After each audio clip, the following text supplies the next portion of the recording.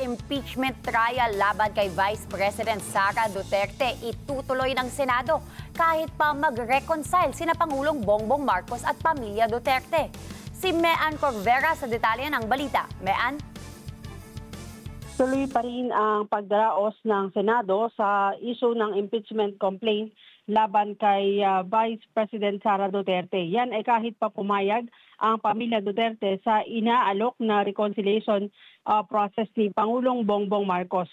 Sinabi ni Senator J.V. Ejercito na siyang Senate Deputy Majority Leader na bagamat magdudulot ito ng higit na pagkakawatak-watak ng mga Pilipino, sinabi niya na constitutional process at isang katungkulan na dapat gampanan ng Senado ang pagsasagawa ng impeachment trial.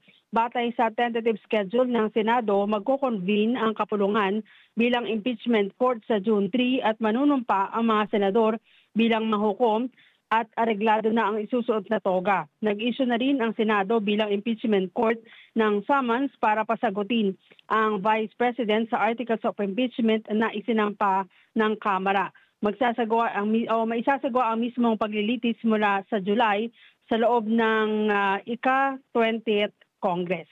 Mean Corvera para sa Mata ng Agila, matatag, matapang, matapat.